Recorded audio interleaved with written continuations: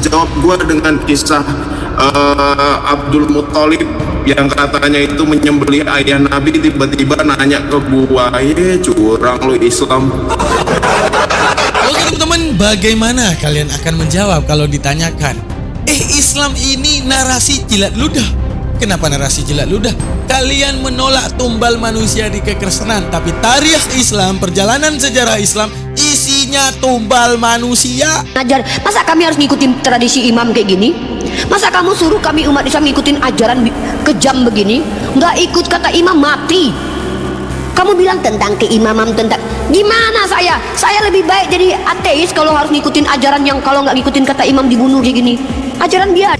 Hingga berakhirnya debat dengan kesimpulan yang sangat luar biasa, yaitu Unirifa membuktikan kekejaman Kristen yang ditutupi gereja dan semua jemaat pada tidak tahu. Oke, saya akan mengundi lagi.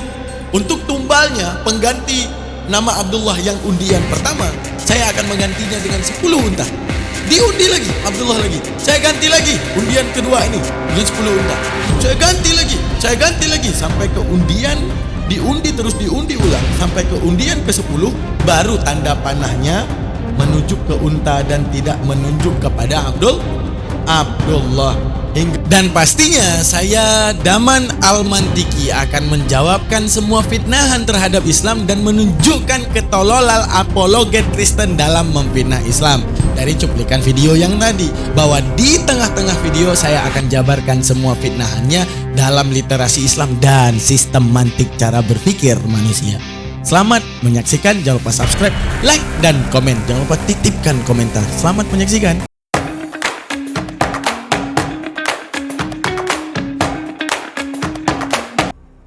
Tuh pakai ayam. Pak Islam pakai ayam juga apa pakai kambing apa pakai apa?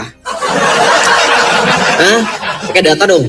Perbuatan baik apa pula? Nih, mau bukti Islam itu mengikuti ajaran suku Aztec. Kenapa menyembelih manusia? Nih lihat nih. Ayo, saya nggak emosi lo ya. Nih, kita lihat dari data ini. Unirifa lihat dari data ini. Lihat nih. Ya. Pada suatu hari Abdul Muthalib ini kakeknya Nabi memanggil mereka untuk menyampaikan nazarnya. Jadi kakeknya Nabi pernah bernazar ya dengan menyembelih, menumbalkan anaknya sendiri. Walah, menumbalkannya di mana? Mereka akan dikurbankan di samping Ka'bah. Walah, adalah ternyata altarnya ada di Ka'bah. Nah, kemudian semua botol itu diundi dan ternyata nama yang keluar adalah Abdullah. Walah, ayahnya Nabi pernah disembelih Uni. Ini ngikutin Aztec gak? Apa jajangan Ka'bah itu adalah Aztec yang tersembunyi Uni? Dan ternyata nama yang keluar adalah Abdullah. Ini artinya anak yang harus dikurbankan. Waduh. Kemudian hari menjadi ayah dari Rasulullah. Setelah melihat undian nama, waduh. Namun demikian ada orang Quraisy yang menarik, yang negur adalah orang kafir Quraisy. Namun laki-laki Quraisy itu mengingatkan, demi Allah jangan pernah sembelih anak itu hingga engkau dimaafkan. Jika engkau melakukannya maka orang-orang akan terus melakukan seperti ini. Ulah dalah, kalau sampai Abdul Muthalib menyembelih Abdullah, nanti orang Mekah itu jadi tukang tumbal katanya. Oh dalah, mudah sendiri toh. Ya nih, saya mau bahas itu. Nih balik lagi. Yuk bahas penyembah yang benar menurut Abrahamik. Ada imam, altar, dan kurban. Ada 3 unsur. Islam ada nggak? Jawab. Pembukaan kok langsung menyimpang. Ini biasanya kalau saya kayak gini langsung diprotes. Joseph udah kelabakan ya kan, biasa kayak gitu. Makanya saya ketawa-tawa. Soalnya pembukaan kok tiba-tiba nyebrang gitu loh. Mana data Al-Quran nih? Keluaran 25. Bertunjuk untuk mendirikan kemah suci persembahan khusus. Ini ada bangsa Israel. Nih, tabut hukum, meja roti sajian kurban, kandil emas, kemah suci. Nanti kita buka dalam imamat nih juga nanti ada tentang kurban. Mau bilang lagi penumbalan darah, orang Yahudi sama orang Kristen sama-sama menumbalkan karena dari darah itulah ada kehidupan. Yesus itu mempersembahkan kurban sekali untuk selama-lamanya. Ini ada kurban bakaran. Dan saya tadi sudah bilang di awal, Yesus itu menggenapi, maka kurban-kurban yang dilakukan setelah berulang kali di dalam perjanjian lama digenapi sesuai dengan Ibrani 10 ayat 1. Sesuai dengan Injil Lukas bab 22 ketika Yesus menetapkan perjamuan kudus. Nah sekarang, Uni kan tadi sudah sepakat dengan tema. Kenapa jadi lari tiba-tiba? Di mana penyembah yang benar menurut Islam, imam, altar, dan kurban menurut Al-Quran yang pertama, baru hadis, baru pendapat ulama. Silakan, fokus sama tema, jangan lari.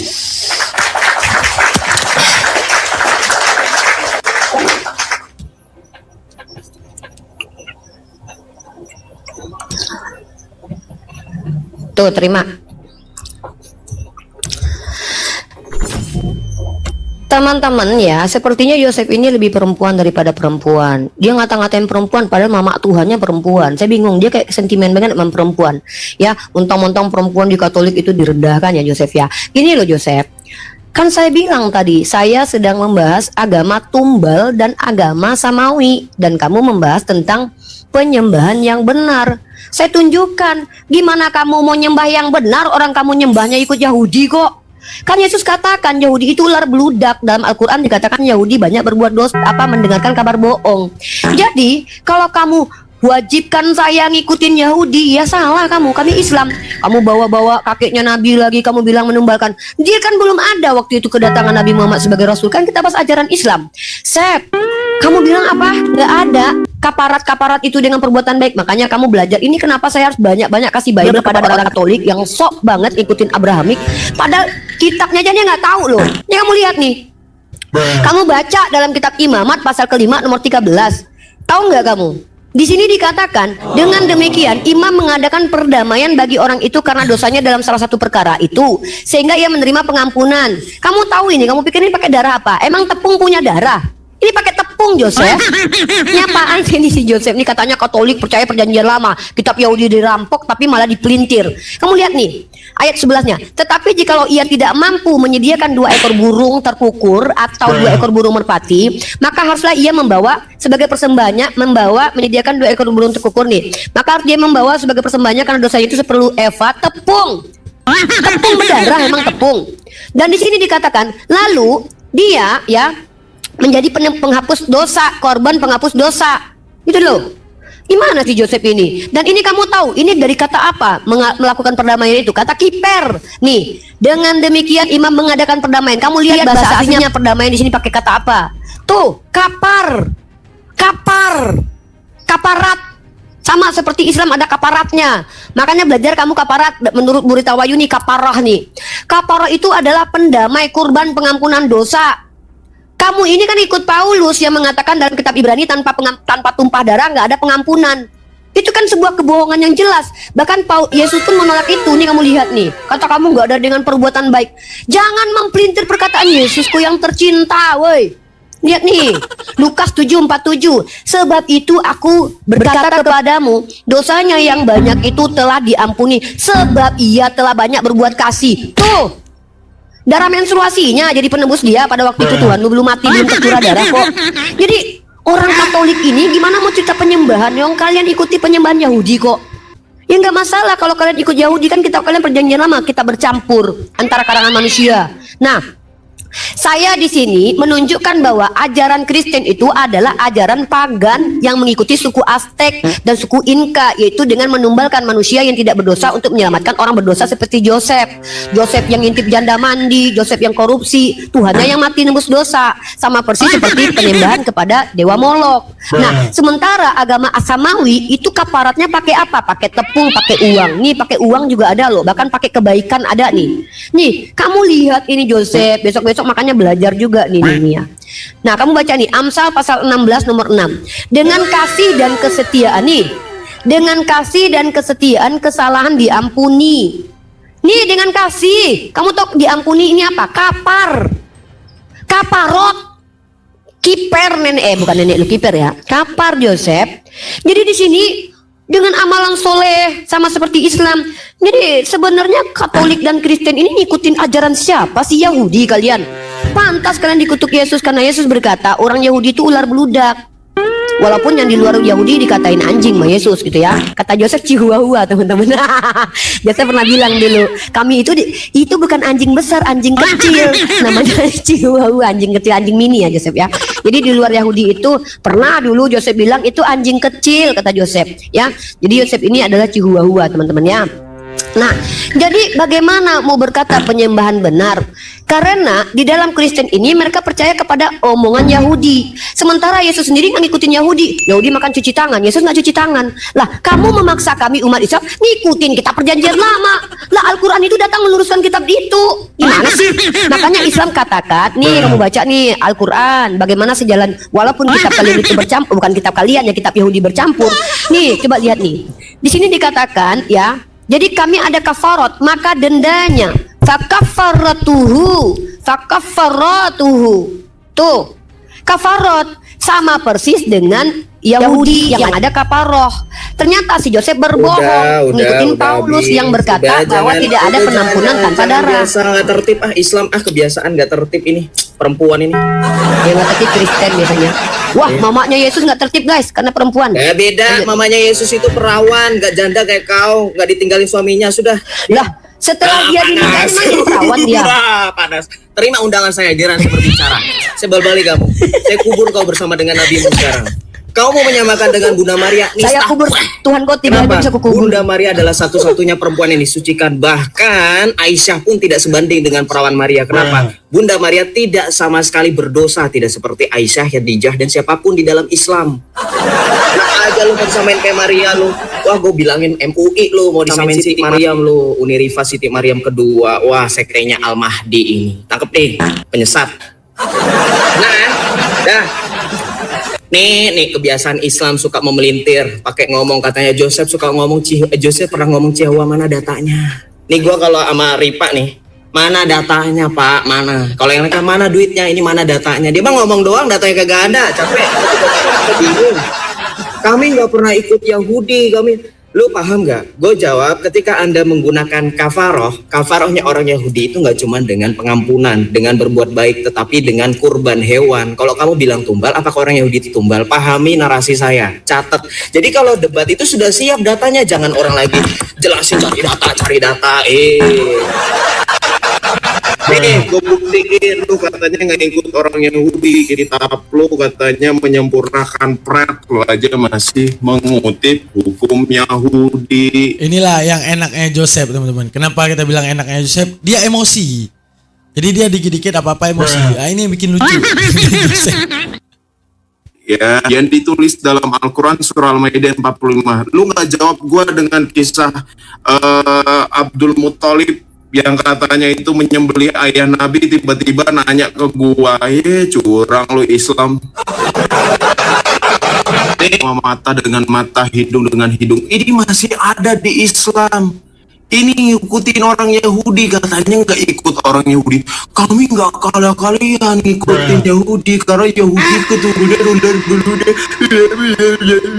Hal itu keturunan ular beludak. Apa kamu bilang Musa, Abraham, orang keturunan ular beludak, siapapun itu yang bani Israel? Nabi-nabi kan banyak kan dari Israel. Kamu pakai cara yang sama, standar janda emang.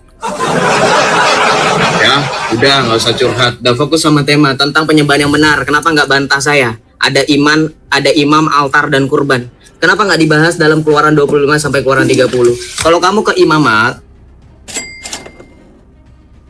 ini adalah opsi yang terakhir. Kalau tidak mampu menyediakan 2 ekor burung tekukur, artinya ini pernah nggak ada tepung? Mentok-mentok di 2 ekor burung tekukur. Nah inilah yang dilakukan oleh keluarga kudus dari Nazaret, Bunda Maria dan Santo Yosef ketika mempersembahkan 2 ekor tekukur bait Allah ketika mempersembahkan Tuhan Yesus untuk disunat. Betul gak teman-teman? Ada yang ingat gak kisahnya dalam perjanjian baru? Gak pernah ada tepung. Ini opsi terakhir. Tetapi orang Yahudi selalu mengusahakan dengan kurban yang lebih pantas. Kenapa? Kenapa saya bilang kayak gini? Uni Islam yang lainnya, orang Kristen mungkin tahu kisah ini. Kenapa Allah lebih memperkenankan kurbannya Habel? Ayo, masa Islam nggak tahu? Oh iya, lupa, Islam nggak baca kitab Yahudi katanya, bukan kitab kami. Lupa dia. Allah itu melihat kurban yang berkenan, makanya Allah lebih memperkenankan kurban Habel. Jeder kan? Balik lagi Uni. Aduh, data gua nggak dibahas, udah gitu nggak dibantah-bantah. Kamu bilang tumbal, definisi tumbal apa? Ya, kemudian kamu ngotot sama amal perbuatan nih, lihat nih dalilnya nih. Amal perbuatan itu tidak dapat masuk ke dalam surga kata nabimu. Coba perhatikan, nanti jangan dijawab lagi. Nih, tidak ada amalan seorang pun yang bisa memasukkan ke dalam surga dan menyelamatkan dari neraka, tidak juga denganku kecuali dengan rahmat Allah. Ini yang kata Nadar apa? Sholat faide iman saja. Ini amal perbuatan nggak bisa, jadi lo mau pakai kaparoh, keparoh, nggak kepake, karena amal perbuatan nggak bisa masukin, nggak bisa menyelamatkan dari neraka. Sorry Ribut sono sama Muhammad, jangan sama gue. Terus nih, dibahas gak ini kisah Abdullah Al-Muttalib? Coba, kenapa kakek Nabi menyembelih ayah Nabi? Kenapa kakek Nabi hendak menyembelih anaknya sendiri? Di mana?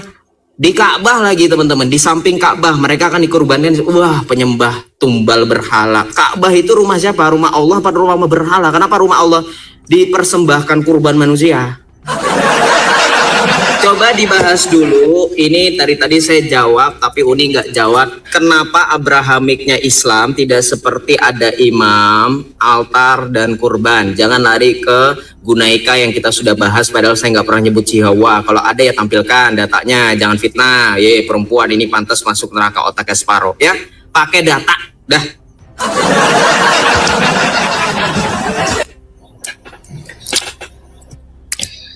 Dah.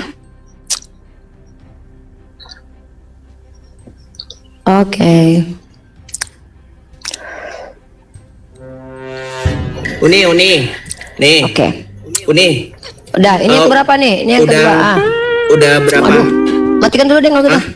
Taruh. Yang kedua nih saya nih. Yang kedua nih saya. Bentar, aku belum buka. Udah berapa ini kita?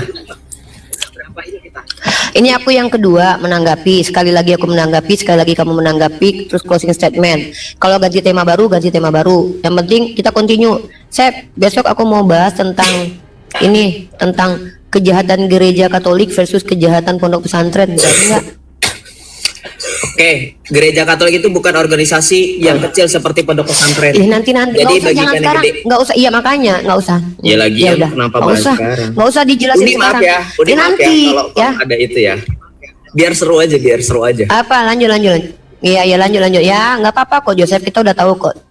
Liciklah seperti ular dan tulus seperti merpati kan, Sep. Tunggu, tumben. Ini tumben nih. Biasanya Joseph debat sama aku, kalian boleh lihat di YouTube aku. Yang dia debat sama aku emosi dari awal debat sampai akhir debat dia emosi. Tumben dia minta maaf sampai ujung-ujungnya kan, teman-teman. Pas debat sama aku di akhir diskusi karena dia kalah telak sama aku kan. Aku bilang, "Sep, maaf ya. Jadi kita debat, diam dulu, maafin aku dulu." Iya deh. Marah tapi. Mukanya marah sama aku, guys. Aduh, itu lucu kali. Tumben-tumben dan dia minta maaf, sorry ya Uni. Aduh, liciklah seperti ular. Lanjut. Oke. Teman-teman, saya mau kasih data ke Joseph dulu. Dia kan mau tahu apa sih arti tumbal, kata dia kan gitu tuh. Ya udah saya bantu Joseph deh. Mungkin Joseph ini nggak ngerti kata tumbal. Padahal kalau dalam dialektika, hal yang sudah diketahui secara umum tuh nggak perlu ada data lagi, teman-teman. Kalau kita orang-orang yang memang intelek ya. Tapi ya udah, Joseph mungkin nggak tahu makna tumbal. Tumbal itu bahasa Indonesia di KBBI online dikatakan sesuatu yang dipakai untuk menolak penyakit dan sebagainya, tolak bala, atau kurban persembahan dan sebagainya untuk memperoleh sesuatu. Nah, penumbalan ini akan dia positif kalau yang diberikan itu harta kita, karena itu bentuk kita mau memberikan harta kita kepada masyarakat yang kita niatkan untuk Tuhan. Itulah amalan soleh, Joseph ya. Tapi kalau konteksnya adalah orang benar seperti perawan-perawan yang dibunuh Tuhan, anak kecil yang dibunuh Tuhan untuk menyelamatkan nenek moyang Yesus seperti dalam 2 Samuel pasal 12 nomor 15, atau Kristen yang mempercayakan anak tunggal Allah yang baik yang benar yang dibunuh oleh bapaknya sendiri, kalau kata Edis karya iblis ya. Jadi ini yang disebut dengan penumbalan secara negatif karena membiarkan manusia mati, terkutuk, terhina dan teraniaya. Ini kan mindsetnya negatif, psikopat. Nah, Joseph, saya fokus mengatakan bahwa kami umat tidak bantah bahwa ada kebenaran dalam kitab Yahudi. Kenapa? Kan saya punya datanya, Joseph, diajarkan Nabi saya begini nih. Nih, kamu baca nih. Wahai sekalian kaum muslimin, Joseph kalau ketawa hati-hati lo upilnya. Sedangkan kitab kalian yang diturunkan kepada nabinya Sallallahu Alaihi Wasallam itu adalah kitab paling baru tentang Allah. Kalian membacanya dengan tidak dicampur. Nah, ditegaskan bahwa kitabnya orang Yahudi itu bercek, kamu mau kubur Tuhan saya. Maaf Joseph ya, Tuhan saya kan cuma satu. Tuhan kamu yang tiga aja dia pernah dikubur loh, Joseph. Jangan gitu, jangan telanjangin Yesus kedua kali lah. Saya kubur Tuhan Arab. Lah Yesus Tiga loh Tuhannya, backupnya aja, papahnya ada, mamanya ada, Roh Kudusnya ada. Masih nggak mampu mengkristenkan kampung halaman? Jangan gitulah, Sep. Nggak boleh menghina gitu ya. Itu nggak bagus dalam diskusi. Nah, framing gitu. Ngapain ngata-ngatain kukubur Tuhanmu dan nabimu? Yang dikuburkan Tuhannya Joseph. Tuh, yang digantung kurus kerempeng itu kan Tuhannya Joseph. Itu Tuhannya Joseph kan. Nah, terus saya ulangi sekali lagi. Kan di situ tertulisnya di imamat itu adalah kapar, jangan kiper-kiper, jangan ina kaparat. Kaparat itu tradisinya Yahudi juga, Joseph, ya. Jadi Abraham dan keturunan itu mengajarkan berbuat baik. Bahkan, masa nggak dibahas ini? Ini Yesua Hamasiah loh, Ishou loh yang berkata loh. Nih, ini gimana nih Joseph? Sebab itu aku berkata kepadamu, dosanya yang banyak itu telah diampuni sebab ia telah banyak berbuat kasih. Pertanyaan saya Joseph, kalau memang ini yang kamu ikuti nih, perkataan Paulus ya, dan hampir segala sesuatu disucikan menurut hukum Taurat. Ini kebohongan Paulus nih. Saya berani mengatakan ini kebohongan karena saya sudah bantah. Dan tanpa penumpahan darah tidak ada pengampunan. Jederkon. Ini dibantah oleh Yesus. Ini Yesus bilang nih, dosanya yang banyak itu diampuni karena dia banyak berbuat kasih. Amalan baik Joseph. Maka untuk membantah saya, tolong dijawab. Kamu tadi nggak nanya sama saya ya, kan nggak ada pertanyaan. Saya belum dengar pertanyaan nih. Tolong, ya mungkin diulangi lagi. Mungkin saya nggak dengar karena saya pikir kamu tadi nge-framing aja. Tolong jawab pertanyaan saya eksplisit, jangan kemana-mana, jangan nge-framing. Darah siapa yang tertumpah dalam Lukas pasal 7 nomor 47 ketika pesundal yang menjadi teman akrab Tuhanmu sempat-sempatnya nyium kaki Yesus, itu diampuni dosanya. Darah siapa yang tertumpah? Karena kata Paulus, dan tanpa penumpahan darah tidak ada pengampunan. Jujur aja kalau itu darah menstruasinya ya, mungkin perempuan itu lagi datang bulan, mungkin jadi berserak, cecer darahnya itu yang menjadi penembus, aku nggak tahu. Karena Paulus bilang, dan tanpa darah tidak ada pengampunan. Nanti aku akan tunjukkan sama kamu bagaimana orang-orang Yahudi itu bahkan amalan baik juga bisa nih dengan kasih kesetiaan. Saya sudah tunjukkan dalilnya berkali-kali Joseph. Nih, dengan kasih dan kesetiaan kesalahan diampuni. Ini bahasa aslinya keper, kiper. Nih, kamu lihat nih, kafarot. Jadi bukan dengan darah manusia, darah hewan saja, Joseph. Aku akan tunjukkan nanti bahwa Tuhan sudah jemu dengan penyembelihan hewan juga ada dalilnya nanti. Nah, maka jawab pertanyaan saya. Bagaimana kamu bicara tentang ritual keagamaan? Orang kamu aja ngikutin pagan kok. Tuhannya Bani Israel tidak hanya menyuruh untuk bunuh hewan kok. Nih, Tuhanmu sendiri loh mengatakan apa? Dosanya yang banyak itu diampuni karena dia banyak berbuat kasih. Tadi kamu bilang apa? Oh, tidak ada dengan amal-amal, Joseph. Sudah. Ketawa jangan miris gitu. Ketawanya sedih aku lihatnya gitu loh. Ya Saan udah habis waktunya. Kalau saya udah habis waktunya, saya diam loh. Silahkan, saya bilang kayak gitu. Silahkan. Selalu kalau saya Iya, maklumlah. Saya kan perempuan, Joseph. Kalau perempuan ini kan atraktif. Iya, perempuan yang nggak tertib ya kayak kamu, ngakunya intelektual. Gini ya, saya langsung jawab. Ya namanya debat, ketika Anda membawa diksi, Anda kan katanya kuliah, ngaku-ngaku dosen S2, saya nggak tahu ya benar apa enggak, ngaku-ngaku dosen atau S2, nggak tahu lah mana yang benar, soalnya kan perempuan itu otaknya separuh, kesaksiannya nggak benar. Mau Anda hadapi orang intelektual atau enggak, kalau Anda pernah ikut debat kompetisi, entah itu KDMI, NUDC, itu tingkat level nasional, Anda harus bertanggung jawab dengan dalil dan narasi Anda. Nggak pernah Anda bisa bantah, oh kamu kan juga ngerti, nggak bisa. Nah, sekarang berdasarkan definisi yang Anda bawa dari kata tumbal dari KBBI, hayo kena sama definisinya sendiri. Oke, kenapa? Nih, definisi tumbal apa tadi? Menyerahkan, betul? Menyerahkan, ya. Coba bentar, kita tampilkan di layar teman-teman. Nah, kata tumbal ini apa? Sesuatu yang dipakai untuk menolak bala dan selanjutnya. Nah, kalau kita lihat sendiri kan betul nggak? Makanya orang tersebut kadang nggak sadar, tidak tahu. Nah, di sini ada bawahnya nggak dibaca sama dia. Memang cherry picking orang ini Islam. Data berikutnya, ini ada kurban ngomong-ngomong pahlawan kita yang wafat yang demi negara itu juga dikatakan tumbal demi negara kita, kan nggak mungkin. Aduh, definisi ngawur ini, orang linguistik ketawa sama Rifa ini. Di mana Tuhan Yesus bilang apa Uni? Kita baca dalam Yohanes 2 ayat 19 ya. Yesus itu bukan tumbal. Kenapa? Yesus yang bahkan menyerahkan dirinya untuk dikurbankan. Betul nggak teman-teman? Kok disamakan dengan tumbal, sementara tumbal itu ya orang nggak sadar tiba-tiba dijadikan tumbal, ya kan?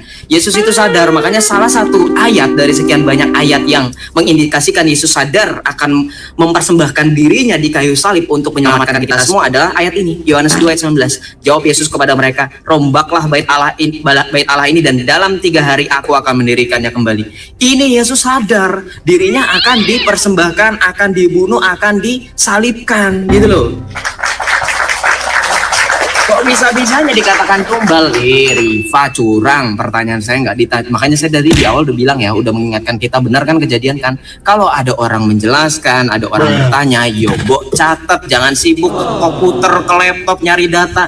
Kamu ngajak orang debat, bahasamu tinggi, Rifa mau nyamain kayak perempuan intelektual, bahasamu tinggi, kelakuanmu drop. Gak dicatat. Aku bertanya Mbak Rifa, penyembahan yang benar, imam, altar, dan kurban dalam Islam seperti apa? Bagaimana Islam menyembah yang benar? Tadi sudah kubantah di Islam, amal perbuatan itu nggak penting, nggak bisa memasukkan ke surga dan menyelamatkan ke neraka.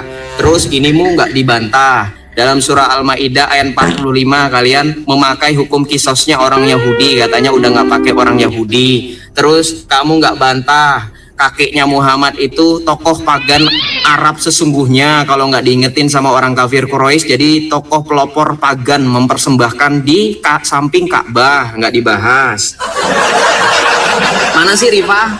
Nggak nanya jelas-jelas, gua nanya setiap akhir. Dah, terus kita bahas imamat nih. Gue selalu jawab nih, Pak, nih Rifa, nih imamat 5 ayat 3 ayat 12 yang lu bilang pakai tepung. Oke teman-teman, kita reaksi dulu teman-teman. Oke, perhatikan pertanyaan yang saya bangun. Ya, jangan Islam itu dipandang munafik ataupun disebut dengan narasi telan ludah sendiri. Kalau Islam tidak setuju dengan penumbalan darah manusia, kenapa justru di Islam sendiri terdapat tarikh penumbalan manusia? Arti tarikh artinya apa? Perjalanan cerita Islam didasari daripada penumbalan manusia. Nah, inilah kesalahpahaman, kurang tahu dan paham makna filosofis, sehingga mereka itu terjebak dengan narasi yang dasarnya adalah filosofis tapi mengartikan kepada hakikat. Ini ketololan total sebenarnya. Oke, kita lihat. Dalam tarikh Islam ada Ibrahim yang menumbalkan Ibrahim. Siapa Ibrahim? Siapa Ismail? Ismail ini adalah manusia. Yang kedua, ada Abdul Muthalib yang menumbalkan Abdullah. Siapa? Manusia. Nah, ini dinamakan dengan narasi jilat ludah sendiri di Islam. Kalau seandainya Islam menolak tumbal manusia, lalu kenapa ada tarikh yang demikian, teman-teman sekalian? Justru di Islam itu memaknai ataupun menjalankan sistem tarikh ya di dalam Islam ini dengan sistem filosofis, tidak hakikat. Tapi mereka yang tolol itu mengartikan hal tersebut kepada hakikat gitu. Kalau di dalam Islam coba diperhatikan filosofisnya apa? Di mana Islam menunjukkan Allah nggak butuh darah manusia, tapi Allah butuh ketaatan manusia. Perhatikan, Ibrahim adalah merupakan hamba yang taat. Dia adalah merupakan seorang rasul yang rajin berkurban hewan. Akan tetapi saat itu kemudian Ibrahim nazar. Alasan Nabi Ibrahim bernazar karena tahu Hajar istrinya itu mandul dan tidak akan beranak lagi. Saking pedenya Nabi Ibrahim mengatakan, apabila aku punya anak maka akan kusembelih. Saking dia yakin Hajar itu tidak akan punya anak.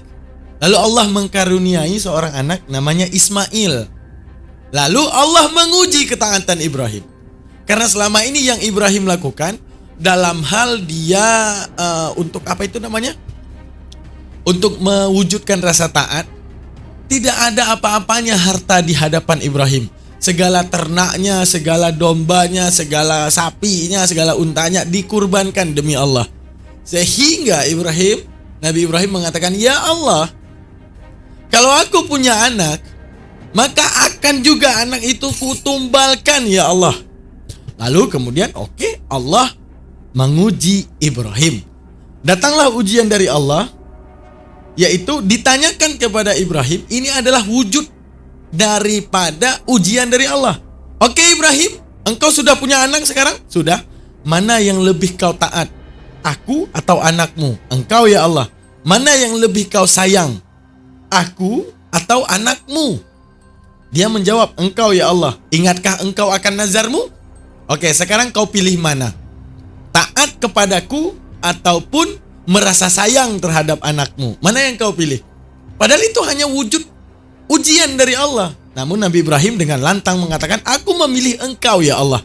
Lalu Rasul selanjutnya yaitu Nabi Ismail juga diuji oleh Allah. Wah Ismail, mana yang lebih kau cintai? Nyawa atau aku Tuhanmu? Ismail dengan berani mengatakan, engkau ya Allah.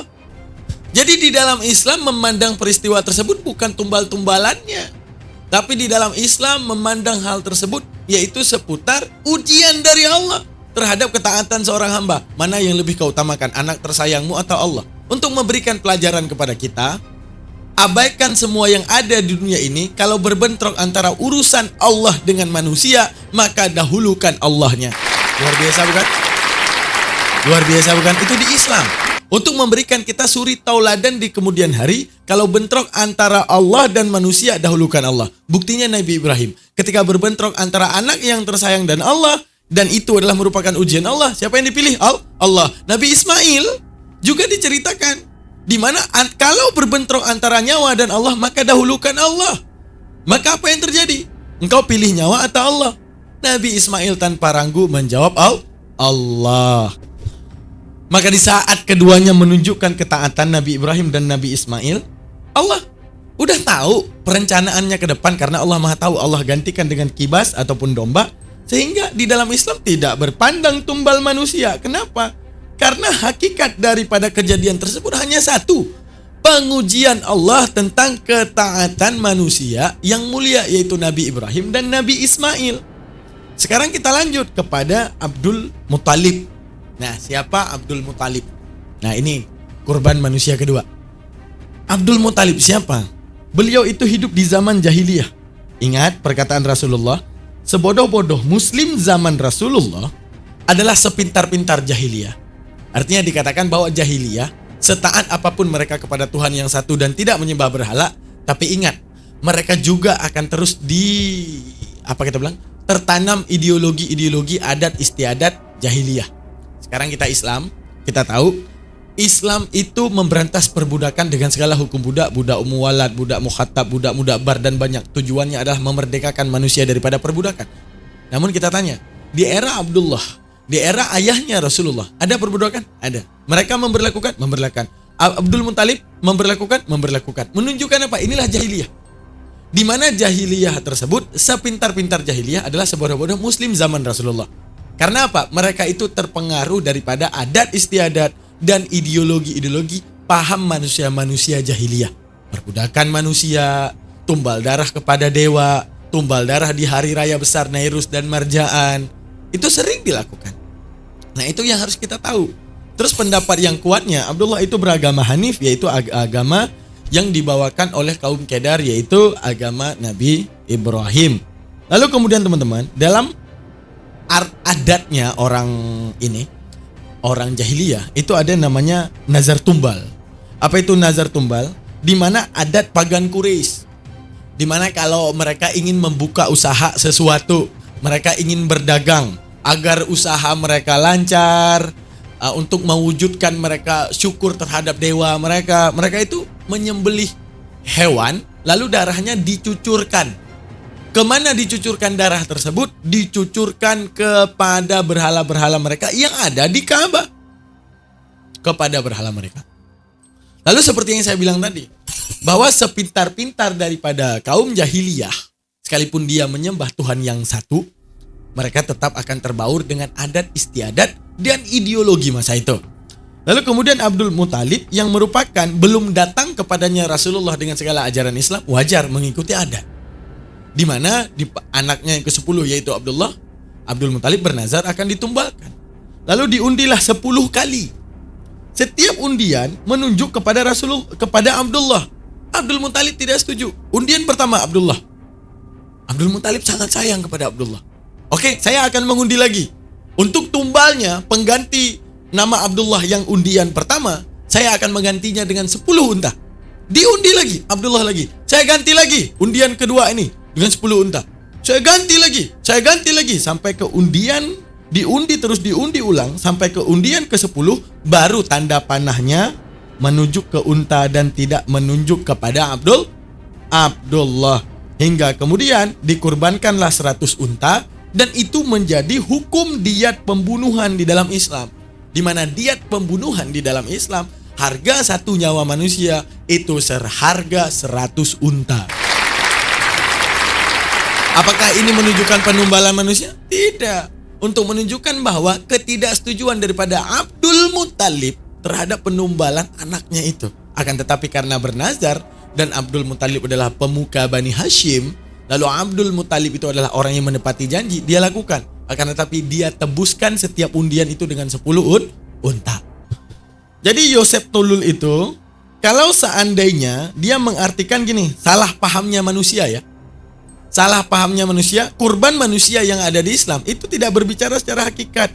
Semuanya dibangun di atas filosofis. Nabi Ibrahim adalah pengujian daripada Allah terhadap ketaatan Ibrahim dan terhadap ketaatan Ismail, untuk memberikan kita suri tauladan jikalau berbenturan antara manusia, orang yang kau sayang bahkan dengan Allah, dahulukan Allah.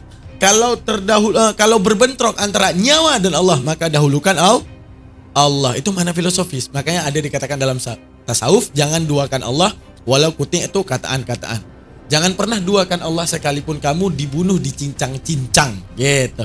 Nah, salah pahamnya Joseph yaitu mengartikan kurban itu sebagai penebusan dosa, yaitu pakai darah manusia. Karena apa? Pemuka-pemuka yang ada di kalangan Nasrani dan Yahudi yang mencetuskan, yang mengartikan penumbalan darah manusia itu kepada hakikat. Sehingga benar apa kata Uni, kepada kaum Aztec, suku Maya, di mana mereka itu selalu mengorbankan anaknya. Karena apa? Kebodohan dan ketululan otak manusia. Di setiap firman daripada Allah, setiap tragedi yang diberikan oleh Allah, mereka tak lihat filosofisnya. Yang mereka lihat adalah hakikatnya. Itu tulul. Itu tulul dan setulul-tululnya, teman-teman. Lalu kemudian kita melihat daripada Yosef, bahwa Yesus ini ditumbalkan karena apa? Ya, orang-orang terdahulu menumbalkan manusia biasa aja. Contoh Ibrahim, oke? Sama seperti Abdul Muthalib, kata dia. Ya udah sama. Abdul Muthalib mengikuti untuk menumbalkan Abdullah karena tradisi pagan. Maka Yesus kalau kamu ikuti juga di atas standar Abdul Muthalib, ya tradisi pagan. Selamat datang di dalam kepaganan sejati, Seth. Akan tetapi Abdul Muthalib yang beragama Hanif, karena tidak bisa membantah adat, dia gantikan adat tersebut. Dengan apa? Dengan setiap undian dia ganti dengan unta sampai jatuh ke unta. Paham maksudnya? Dimana Abdul Muthalib kan bisa menepati janji, jatuh Abdullah, ya tinggal disembelih anaknya, dibunuh aja selesai. Tapi enggak, dia nggak mau sebenarnya. Tapi untuk memberi paham kepada orang lain, setiap undian aku bayar, setiap undian aku bayar, setiap undian aku bayar, setiap undian aku bayar. Nah, namun setiap undian yang aku bayar tersebut, Abdul Muthalib ingin memberikan paham bahwa tidak ada yang namanya penumbalan manusia lagi, dan penumbalan manusia tersebut itu tidak ada. Dan lebih baik engkau kurbankan hartamu yang lebih bermanfaat untuk terpancingnya rasa cinta Allah dan rasa cinta kita terhadap Allah, dan saling mencintai antara kita dan Allah, dan kita dihadiahkan surga. Gitu teman-teman. Sudah terjawab ya? Sudah terjawab. Oke, kita lanjutkan videonya. Mohon maaf penjelasannya agak sedikit panjang. Lanjutkan. Bah, kagak dibagi-bagi kayak Islam kurbannya. Motong kambing, motong sapi, motong domba dibagi-bagi ke tetangga, kagak. Ini tepungnya dibakar habis, dibakar di atas mezbah. Artinya apa? Ya ini 3 unsur penyembahan: imam, altar, dan kurban. Ada imam, ada altar yaitu mezbah, dan ada kurbannya. Mau dibahas sama dengan Islam. Lalu sekarang kalau kita bahas tentang Yesus misalkan, nih kita bahas tentang Yesus sih. Nih Yesus dalam Lukas 7.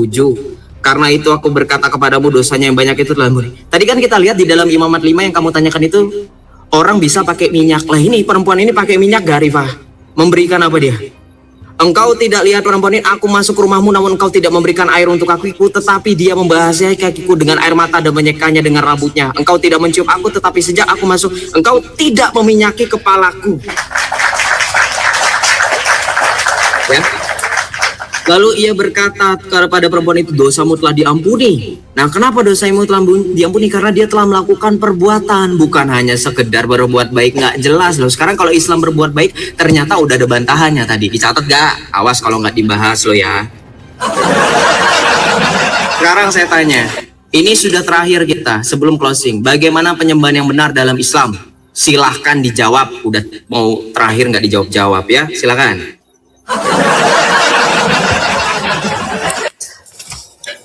Oke.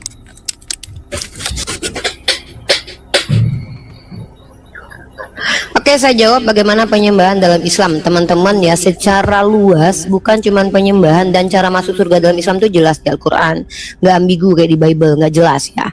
Bismillahirrahmanirrahim. Wabashiril ladzina amanu wa amilus solihat anna lahum jannah. Itu kata Allah. Berikan kabar gembira kepada mereka yang beriman. Pertama beriman dulu, kemudian beramal soleh. Memang betul, bukan amal. Amal itu artinya perbuatan, Joseph.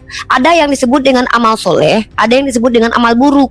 Bukan amalmu yang menyelamatkanmu. Memang bukan amalan soleh saya menyelamatkan, tapi yang menyelamatkan Allah. Tapi karena saya beramal soleh, dalilnya mana? Allah tidak akan merubah suatu kaum kalau kaum itu tidak berubahnya. Dalilnya mana?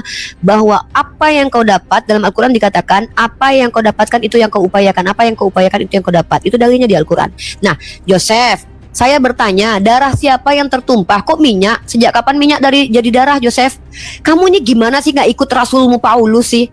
Ini loh, kedustaan Paulus ini di sini bantah.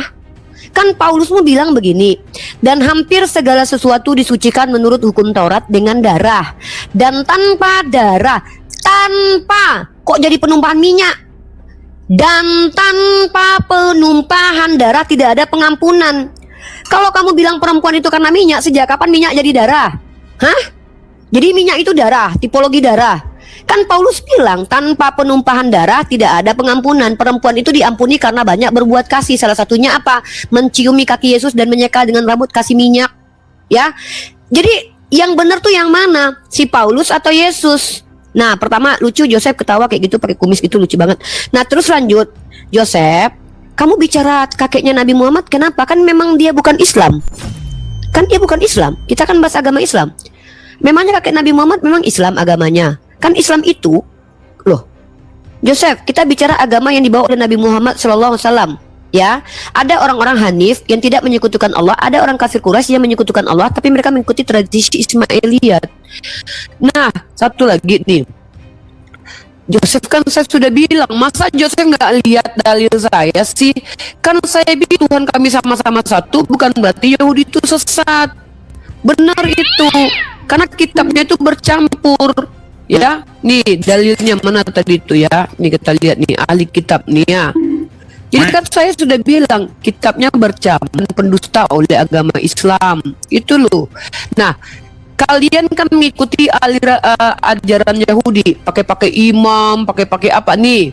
Ya. Nih, mereka mengubahnya dengan tangannya, Joseph. Ya. Mereka mengubahnya dengan tangannya. Nah, ini tidak mungkin kami ikuti ajaran Yahudi yang sesat dan Kristen yang sesat. Kenapa? Ini ajaran keji nih. Ini keji nih. Coba kalau dibuat sekarang nih. Baca, Joseph. Ulangan pasal 17 nomor 12 tentang iman, Joseph. Tentang imam. Jangan ketawa. Nanti lu ketawa nggak? Lu bahas lagi ayat ini nih. Orang yang berlaku terlalu berani dengan tidak mendengarkan perkataan imam yang berdiri di sana sebab pelayan Tuhan Allahmu ataupun perkataan hakim, maka orang itu harus mati. Pantesan Paus itu nggak dibantah ya, Joseph ya, karena dihukum mati hukumannya loh. Nih, orang yang berlaku terlalu berani dengan tidak mendengarkan perkataan imam yang berdiri di sana sebagai pelayan Tuhan Allahmu ataupun perkataan hakim, maka orang itu harus mati. Jederkon. Ini ajaran biadab, Joseph. Ini biadab sekali loh. Masa imam aja ngomong nggak didengerin, dimatiin kita? Makanya di Katolik itu ada namanya infalibilitas. Walaupun Paus Urbanus menyuruh orang Eropa menjajah atau membunuh orang Yerusalem, tetap diikuti sama Kristen karena mati nanti kalau nggak ikuti imam. Walaupun Paus membuat inkuisisi 500 tahun, tetap terpaksa diikuti sama Kristen. Kenapa? Kalau nggak mati nanti sama Tuhannya. Walaupun paus mengajarkan untuk apa? Bahkan kamu tahu nggak, banyak paus-pausmu mengeluarkan doktrin Alexander ke-6, doktrin perbudakan, kolonialisme, doktrin interkaitera dalam bula kepausan yang baru dibatalkan tahun 2023 kemarin. Mati kalian kalau nggak ikut. Karena memang kalian ngikutin ajaran yang keji dalam Islam, bilang keji nih. Masa kalau nggak ikutin imam dibunuh? Kami kalau nggak ikutin Nabi Muhammad nggak dibunuh loh. Cuman kami berdosa aja karena nggak ikut sunnah dia, rugi. Ya, jadi ini nih agama apaan ini kayak gini nih ngajar? Masa kami harus ngikutin tradisi imam kayak gini? Masa kamu suruh kami umat Islam ngikutin ajaran kejam begini? Nggak ikut kata imam mati. Kamu bilang tentang keimaman, tentang gimana saya? Saya lebih baik jadi ateis kalau harus ngikutin ajaran yang kalau nggak ngikutin kata imam dibunuh kayak gini. Ajaran biadab ini loh. Nih, kalian bayangkan loh. Kalau sempat si Yosef ini jadi imam, teman-teman, kalau dia bilang si Edis itu harus di anatema, dibunuh sama Katolik. Karena kalau nggak ikutin kata imam harus mati. Orang itu harus mati nih. Ini tradisi imam Yahudi yang diikuti si Katolik ini. Nah, habis. Itu kenapa Dan paus itu tidak ditolak? Habis. Keji loh Sadar ajaran waktu ini. lah. Kayaknya saking susah gitu ya lawan Joseph sampai kemana-mana bahasnya malah wah inkuisisi, tema lari dari tema, nanti diminta data, oh kan kita nggak lagi bahas itu Joseph. Curang ini perempuan satu ini, emang pantas lah otaknya separuh lah ya, nggak ngerti cara dialektika debat, ngomong tinggi, saya ini orang intelektual. Ayat Terima. otak separuh dong. Saya ini orang Ayat otak intelektual, separuh. Ayat nggak ngerti debat. Yosef, Udah ini belum terima, saya saya terima nih. giliran ngomong, saya ini orangnya fair. Iya. Sekarang giliran saya ngomong, Iya. nggak. Saya belum. Terima. Saya kan belum terima. Giliran saya ngomong, kenapa takut? Minta Terima. dalil otak separuh. Nanti ya. Iya Joseph. Terima. Minta dalil otak separuh ya, Dek. Kalau ada nanti saya transfer 1 Udah juta buat waktu kamu ya. itu kemarin yang Amanandar kau kabur. Iya, saya minta. Nggak Otak bisa, separuh, nanti saya minta, beda saya minta tema otak nanti. separuh. Penipu Giliran nih. ini minta Christian dalil. mau Giliran penipu. tadi saya bilang katanya saya Udah, nggak punya lanjut. menjelaskan Chihuahua Jangan nggak nangis. dimintain. Nggak Chihuahua, ada. Chihuahua, tenang Chihuahua lanjut. Udah diam udah diam. Cuk. Nah, kita buktikan ketika Anda menggunakan Lukas 7 tadi, ketika perempuan panas ya, iyalah, karena laki-laki kan lebih unggul menurut Islam. Dalam Lukas 7 dikatakan apa? Perempuan itu diampuni, kenapa? Penebusan Kristus itu berlaku bukan hanya pada saat ia disalibkan saja. Di masa di mana orang-orang benar, Abraham di zaman Abraham, itu juga diselamatkan. Mana datanya Joseph? Kita buka dalam 1 Petrus 1. Kita buka dalam surat Rasul Petrus ya teman-teman ya, bahwa orang-orang benar di zaman sebelum Tuhan Yesus datang itu diselamatkan. Nah ini ya, kita baca dalam 1 Petrus 3 ayat 19 sampai 20. Kita lihat, dan di dalam roh itu juga ia pergi memberitakan Injil kepada roh-roh yang di dalam penjara, yaitu kepada roh-roh mereka yang dahulu pada waktu Nuh tidak taat. Artinya apa? Ini kuasa penebusan Kristus, teman-teman. Jangan kalian berpikir waktu. Jadi kalau Yesus disalibkan tahun 1 Masehi, berarti yang ke belakang nggak diselamatkan. Ya pada saat Yesus bertemu dengan wanita yang mengurapinya dengan minyak, itu langsung tertebus karena Yesus yang akan menyelamatkannya. Kok begitu aja dibikin ruwet, ripa, pak kedumprak. Hah? Dumprak. Ngejelasin yang nggak penting. Terus kau bahas paus-paus kami. Kau lebih bobrok Islam. Dengerin, paus kami bahas inkuisisi. Terus apa tadi? Bula kepausan dibatalkan 2023. Lu ingat ya? Ini semua ditonton sama 1.200 orang. Kita minta pertanggungjawaban Rifa. Sejak kapan bula kepausan tentang ada doktrin perbudakan? Ini Rifa nanti tolong teman-teman lawyer yang Katolik, doktrin perbudakan katanya baru di tahun 2023 dihapuskan. Coba bayangin. Ini kita minta data loh, karena saya sudah pernah bantah ketika dia live-nya, dia bilang seperti itu. Tapi nanti ya itu bawa waktu, sengaja si Rifa lari dari tema. Lari lu perempuan. Kita lihat di sini. Kamu kan bilang dalam kitab Ulangan, perangi. Lihat dong dalam kitab At-Taubah ayat 29. Itu konteksnya khusus. Kalau At-Taubah ayat 29 baca katanya, kami nggak pernah membunuh orang yang nggak mendengarkan Allah dan Rasul. Pret. Ini gue kentutin nih. Perangilah orang-orang yang tidak beriman kepada Allah dan hari akhir, apa yang telah diharamkan oleh Allah dan tidak mengikuti agama Islam. Baca nih, katanya nggak pernah. Siapa yang kalian perangi? Ya, itu orang-orang yang telah diberikan kitab Yahudi dan Nasrani. Kamu lebih parah, konteksnya lebih luas, terjadi sampai dengan akhir zaman. Makanya ada jihad fisabilillah. Kitab Islam, lu Quran lu buang aja. Kalau kata Dalman katanya begini, lu kan bawa Edis, gua bawa Dalman. Kata Dalman gini, ingat gak teman-teman? Tulisan-tulisan terdahulu itu nggak penting. Kalau nggak masuk akal kita tolak. Riva sama Dalman berantem ntar. Tapi jangan berantem di atas kasur lo ya, jangan sembarangan lo ya.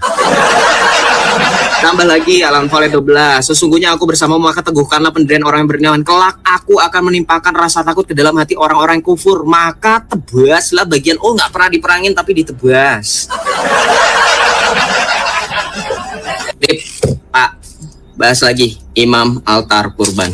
Penyucian Yesus di kayu salib itu terjadi di mana ketika Yesus disalibkan, sebelum ia datang ke dunia, saat dia datang ke dunia, dan setelah dia datang ke dunia. Paham ya teman-teman? Penebusan Yesus itu, ingat Yohanes 3:16. Karena begitu besar kasih Allah akan dunia sehingga ia mengkaruniakan putranya yang tunggal, supaya yang percaya kepadanya tidak binasa melainkan memperoleh hidup yang kekal. Yohanes 3:16 berbicara tentang keseluruhan ya, dunia tanpa terkecuali. Apakah dunianya itu 1000 tahun sebelum Masehi, setelah Masehi, atau apapun itu, Yesus telah menebus. Karena penebusan Yesus di kayu salib itu tidak terbatas ruang dan waktu. Paham? Jadi ketika perempuan yang menyeka, yang meminyaki Yesus itu sudah tertebus ketika ia menyalibkan dirinya. Paham ya Rifa?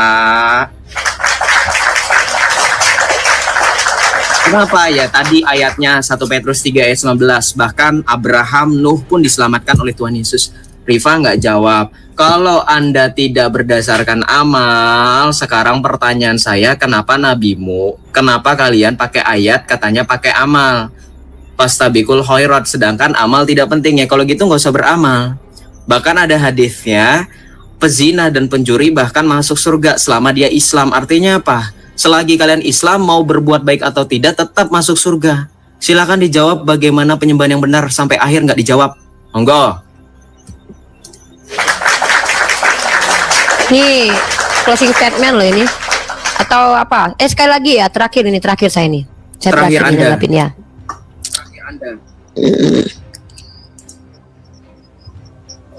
Oke. Oke, saya nanggapin yang tadi teman-teman sebelum lupa ya.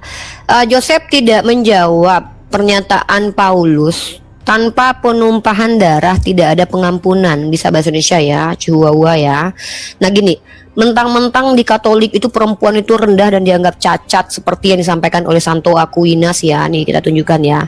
Menurut dikutip oleh CBA International, ternyata Santo Aquinas itu mengatakan Aquinas berpendapat bahwa perempuan memiliki tempat di dunia karena Tuhan menciptakan Hawa. Namun ia diciptakan kedua dan laki-laki, oleh karena itu perempuan kurang sempurna daripada laki-laki di sini ya. Nah jadi Aquinas ini teman-teman salah satu santo di Katolik yang mengatakan perempuan itu makhluk inferior, hanya cuman kantong untuk melahirkan aja. Kenapa? Karena Paulus mengajarkan, aku tidak mengizinkan perempuan mengajar, karena sebab Hawa itulah yang berdosa. Jadi Adam itu nggak berdosa, perempuan yang berdosa, mamanya Yesus yang berdosa, Bunda Maria, kata si Paulus gitu ya. Nah tapi saya nggak bahas itu teman-teman. Joseph, yang saya tanya itu apa? Ketika si Paul mengatakan tanpa penumpahan darah tidak ada pengampunan, kok tiba-tiba Tuhanmu yang matinya di belakang yang kurus itu mengatakan bahwa perempuan ini diampuni dosanya karena dia banyak berbuat kasih. Nah, kamu tanya sama saya, loh katanya amal tidak menyelamatkan. Lah, kan saya bilang amal itu kan perbuatan. Dalilnya innama a'malu biniat. Percuma kalau kau berbuat baik tapi niatnya bukan karena Allah untuk terlihat hebat, kau nggak bisa diselamatkan gara-gara amal itu. Yang menyelamatkan adalah Allah. Dan Allah menyelamatkan kalau orang itu aslam, beriman dan beramal soleh. Iman itu adalah percaya kepada Allah atas segala perintah Allah. Amal soleh, amal perbuatan yang niatnya karena Allah, bukan karena amal kau itu. Contoh, ada seorang perempuan atau laki-laki, dia bersedekah. Dia bersedekah, terlihatlah sama kamera. Orang lihat, wah amalnya baik banget. Belum tentu dia masuk surga Joseph. Karena innama a'malu biniat. Niatnya belum tentu karena Allah. Gitu loh. Ya, nah lanjut Joseph. Kalau kamu bertanya bagaimana penyembahan yang benar dalam Islam, kan Al-Quran jelas. Cara menyembah adalah dengan cara ikutlah sebagaimana aku sholat. Hadisnya jelas. Maka perintahnya di Al-Quran eksplisit. Ya, wa aqimus sholat, dirikan sholat. Lah, kalian joget-joget di gereja? Kemarin kan ada dibahas sama Nandar. Kau joget-joget di gereja padahal Yesus itu memuji. Nah, apa ritual Katolik yang kau lakukan selama ini tuh ada nggak diajarkan Yesus? Kau mengatakan bahwa kami ini penyembah benar seperti Abraham. Kau aja berkulup, Abraham disunat. Mana boleh, di dalam kitab Kejadian orang yang tidak bersunat itu harus dimusnahkan. Ketelan UNICEF, jangan ketawa gini, ini ketelan kepalanya, mulutnya gede banget. Nah, jadi ketika kau bertanya sama aku, bagaimana penyembahan yang benar dalam Islam? Ya mengikuti tradisi Islam lah, ajaran dari Nabi Muhammad, bukan mengikuti ajarannya Yahudi yang diklaim sebagai ajarannya benar. Kenapa? Kitab Yahudi sudah bercampur. Jadi ketika kau memaksakan bahwa Yahudi itu standar kebenaran, kau aja. Nah, kalau kau bilang kami mengikuti ritual Yahudi, kan kami bilang kitab mereka bercampur. Tuhannya yang penting satu, bukan orang. Beda dengan Kristen, Tuhannya tiga, itu pun dikubur Tuhannya satu, ya. Nah, jadi Joseph, ketika si Paul mengatakan bahwa tidak bisa pengampunan tanpa darah, yang saya tanya itu adalah darah siapa yang tertumpah ketika pelacur itu diampuni. Jangan kau bilang dia pakai minyak begina begino begitu. Mentang-mentang perempuan direndahkan oleh Santo Aquinas. Dari tadi perempuan-perempuan mulu. Nampak kali Kristen ini merendahkan perempuan, ya. Nah, jadi Joseph, ya, saya menunjukkan dari buahnya lah kita melihat agama itu benar atau tidak. Coba lihat Matius 23:15. Ajaran sesat itu dari Farisi, yang mana ajaran itu pengikutnya lebih jahat daripada si yang diikutinya. Kalau si Paulus membunuh murid-murid Yesus, Katolik menginkuisisi selama 500 tahun. Matius 23:15 itu dipenuhi siapa? Kalian Katolik. Katolik itu, teman-teman, 500 tahun melakukan inkuisisi, membunuh orang-orang di luar yang sebeda denom dengan dia. Katolik lah tuh, bula kepausan dia bilang dia nggak tahu, nggak ngerti dia doktrin Inter Caetera dan doktrin Dum Diversas loh. Bula kepausan yang dikeluarkan oleh Paus Alexander ke-6, doktrin Inter Caetera yang mengizinkan Spanyol dan Portugis untuk menjajah di luar Kristen. Doktrin yang dikeluarkan oleh Paus Nikolas ke-5, ya, namanya doktrin Dum Diversas, meminta untuk Saracen dijadikan budak untuk selama-lamanya, mengikuti imamat pasal 25-46. Inilah kalian keji. Nah, kalau kau bilang kami disuruh memerangi orang kafir pada waktu itu, ayat itu turun kapan? Waktu berperang. Jangan kau suruh kami kayak Kristen ketika datang penjajah, kasihilah musuhmu, tampar pipi kiri kasih kanan. Jadi kami beda dengan Kristen. Kalau Kristen itu ya mengajarkan apabila ditampar pipi kiri kasih kanan, kalau diperkosa jangan kau melawan. Kalau binikmu dicolin, jangan kau melawan. Di dalam Islam, kami itu wajib memerangi orang yang memerangi kami. Makanya kami diperintahkan perangilah mereka kaum kafir itu. Kaum kafir yang mana? Kan ada dua, kafir zimmi dan kafir yang harbi, yang memerangi kami. Nah, jadi kami ada aturan-aturan dari Nabi Muhammad. Kalau Joseph kan nggak ada. Kebiasaan kalau nggak di stop, ya. Nenek-nenek ini berisik. Aduh, Joseph. Jangan marah, Chihuahua, jangan marah dong. Nggak ada, saya bilang Chihuahua. Saya tunggu ya. Posting videonya, nanti saya repost kalau ada. Kalau nggak ada berarti ada fitnah. Dan memang betul perempuan otaknya separuh karena apa, kesaksiannya nggak benar. Nanti kita ya otak separuh ya. Ya, seperti pada umumnya Islam, kita bisa melakukan persentase survei secara Dalam debat saya bersama Joseph, saya bilang tulisan yang datang dari masa dahulu kalau nggak masuk akal, apalagi tulisan dari masa dahulu itu bilang ini datang dari Tuhan. Kalau nggak masuk akal, ya kita tolak. Karena kita yakin Tuhan yang menciptakan akal dengan segala konsekuensi berpikir, nggak mungkin Tuhan itu sendiri yang mengkhianati akal. Ya, upah daripada dosa adalah minta maaf, bukan upah daripada dosa tumbal manusia. Nah, misalnya kita bilang ayat ini. Kalau ayat ini memang berbunyi seperti Yosef katakan, misalnya, perangilah orang-orang yang tidak beriman kepada Allah. Kita sampaikan. Kalau seandainya apa urusan yang gak beriman kepada Allah harus diperangi, kan gitu. Ternyata sama sekali tidak berbicara sama seperti Yosef katakan. Coba diperhatikan, di sini ada qatilu. Kalimat qatilu ini di depan qaf ada alif, dinamakan dengan alif musyarakah. Di atas wazan qatala yuqatilu muqatalatan wa qitalan. Pertanyaan kita kan bisa ditulis dengan iqtalu, kan bisa ditulis dengan qatilu, bisa kan ditulis dengan istaqtilu, bisa. Kenapa ditulis qatilu? Ternyata ada maksud di depan qaf ditambahkan alif, yaitu maksudnya musyarakah baina isnain. Justru ayat ini memberitahukan kalau diserang, perang balik. Karena arti qatilu musyarakah baina isnain artinya jikalau terjadi saling memerangi. Kalau terjadi saling memerangi, maka kalian dibolehkan untuk berperang. Sama seperti contoh perang Badar. Perang Badar kita berjumlah berapa? 300 orang. Terus pihak lawan 1000 orang. Hanya orang gila, jumlah sedikit melawan jumlah banyak. Ini gila. Sama kalian mau RT2 mau perang sama RT3. Kalian cuma punya 3 orang, RT 3 200 orang. Kalau kalian perangi RT 3 yang merangi RT 2 yang merangi RT 3 dan mereka cuma berjumlah 3 orang, ini tolol. Tapi ini menceritakan dalam perang Badar contohnya awal ayat ini turun, yaitu menceritakan apa? Bertahan seadanya. 300.000 yang menyerang. Berarti bukan Islam yang menyerang. Untuk menunjukkan fungsional daripada ayat ini, jika diserang diperbolehkan serang balik, bukan tampar pipi kiri, kasih pipi kanan. Jangan sampai datang pencuri perkosa adik, kasih kakaknya. Ini ajaran yang tulululululul. Sehingga Al-Quran tak mampu untuk disampaikan. Kenapa Al-Quran tak mampu disampaikan? Orang yang diomongkan logik, orang yang diomongkan benar.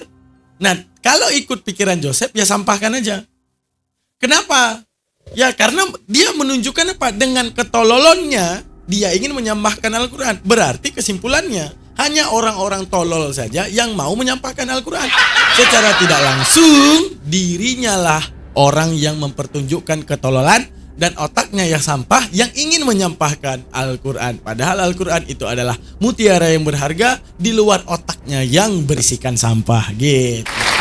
Ya, emang tolol si Yosef ini sampai marah-marah dia dalam debat Unirifa. Oke, terima kasih banyak. Jangan lupa subscribe, like, dan komen. Jangan lupa dicatat setiap ilmu yang ada. Terima kasih banyak telah menyimak sampai akhir. Bye, saya Daman Huri, Almantiki Reaction. Jangan lupa titipkan komentar. Titip dong komentar apa aja biar videonya bisa up, teman-teman. Makasih ya. Assalamualaikum warahmatullahi wabarakatuh.